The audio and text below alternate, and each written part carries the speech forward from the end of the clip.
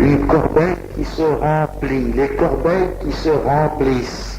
Il y a des restes. Le jeudi saint prochain, cela va se réaliser.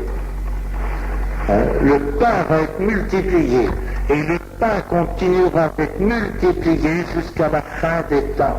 Combien de corbeilles de pain eucharistié ne vont-elles pas être produites par la volonté du Christ? Est-ce que vous sentez? Il y a tout un geste qui est là-dessus. Et voici que l'occasion d'être roi, l'occasion de faire venir le royaume de Dieu sur la terre, un royaume où il n'y aura plus de faim, un royaume où il n'y aura plus de maladie, car il avait fait tous les signes, Jésus, avant. Il avait fait toute une masse de miracles dès le début de sa vie publique, autour du lac. Et Jésus s'est aperçu qu'au lieu de convertir les gens, ça ne faisait que les enfoncer dedans. Ils ne comprenaient pas son message.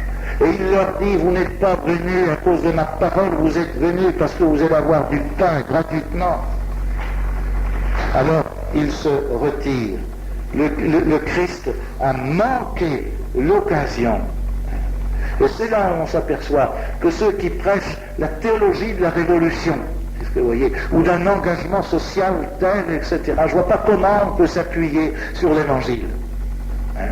Dès qu'on veut le faire roi, il fuit. Le Seigneur s'en va.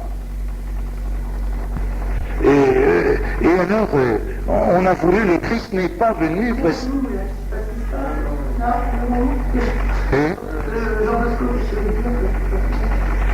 C'était très normal que les gens se réussissent pas. Et oui, c'est normal.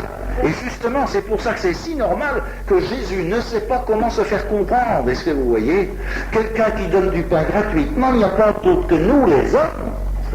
Nous voyons le salut, le jour où on n'aura plus à se battre pour le pain, le jour où on n'a plus à se battre pour la santé, il guérit, mais ça, il guérit, il donne du pain, et tout va bien. Eh bien ça, c'est le faux royaume de Dieu, est-ce que vous voyez? Et c'est la tentation, n'est-ce pas, contre laquelle nous avons sans cesse, contre laquelle nous avons à nous défendre. Mon royaume n'est pas de ce monde. Et c'est pourquoi j'ai commencé par vous lire la prophétie d'Isaïe. Voici mon serviteur, de même il était pour plusieurs un sujet d'effroi. Le voilà qui vient apporter le royaume sur la terre, et comme diront les Juifs devant sa croix, en hochant la tête, alors toi qui dois rebâtir le temple en 3 jours, toi qui guéris les malades et tout, mais descendons de ta croix, crois, t'es le sauveur. Hein? Non, mais je me demandais si le Seigneur aussi n'a pas envie qu'on soit immobile à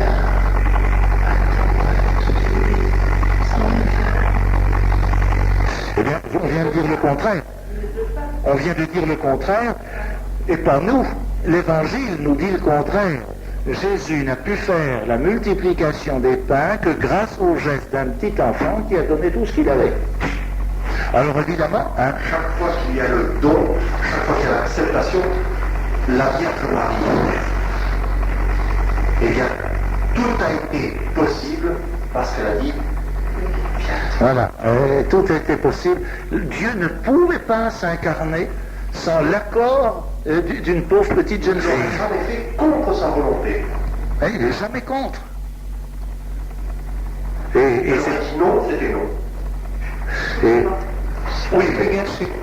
Non, non, oui, style. Je crois qu'elle ne voulait pas, elle était prête à cela. C'est ça la merveille des merveilles. Voilà, elle était préparée et le Seigneur lui a demandé si elle voulait. Et de même, alors on a diminué aussi le rôle considérable de Joseph, enfin, etc.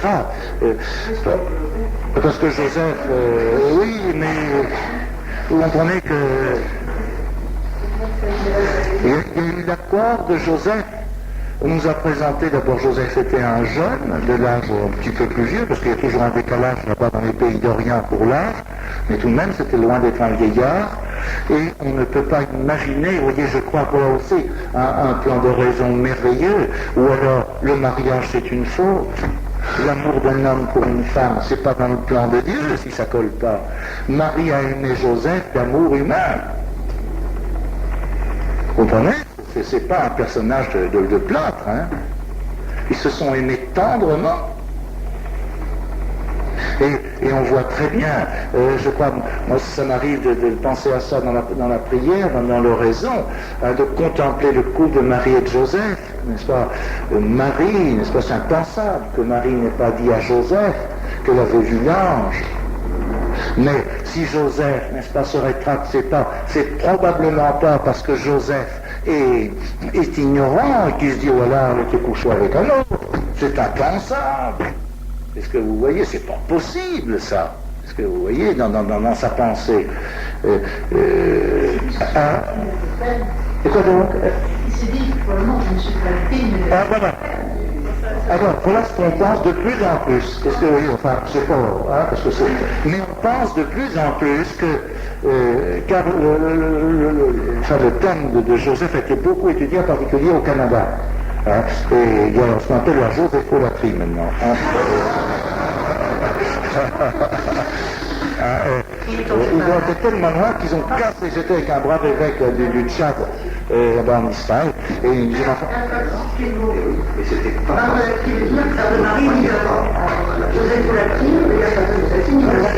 une fois que Joseph immuable, est-ce que vous voyez? Il m'a aimé que lui puisse prendre sous sa protection la mère du Sauveur et le Sauveur qui se trouvait indigne. C'était pas Voilà, vous voyez, on parle de plus en plus, on passe. lui qui faisait pas. Ah non, c'est pas. Mais on a le droit de réfléchir. Qui attendait le Sauveur, qui attendait le Messie. Voilà. Les Esséniens. Tout le monde attendait. Le Messie. Ils n'attendaient que cela. Et voilà qu'il lui est annoncé que c'est le Messie qui vient. Et par qui? Par Marie.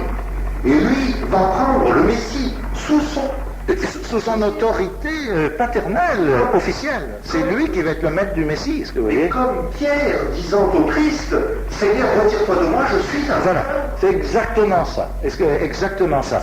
L'approche de Dieu, il savait que Marie portait en... Enfin, c'était un tabernacle ambulant. Est-ce que vous voyez?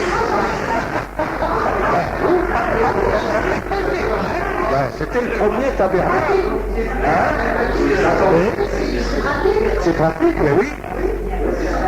Et la liturgie, la liturgie n'a pas peur des mots. Non ruisti virginis uterum.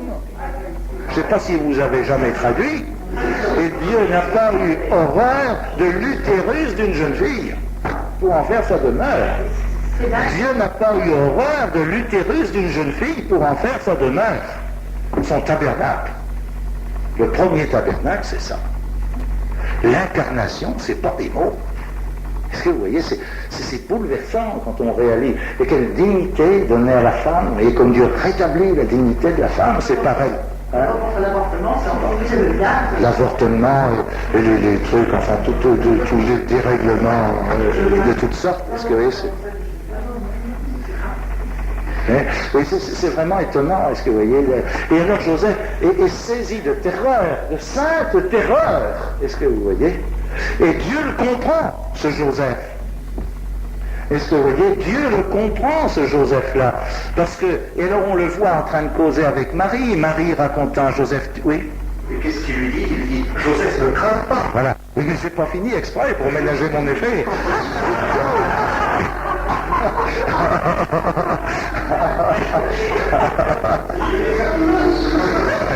Tiens, merci quand même. Oui.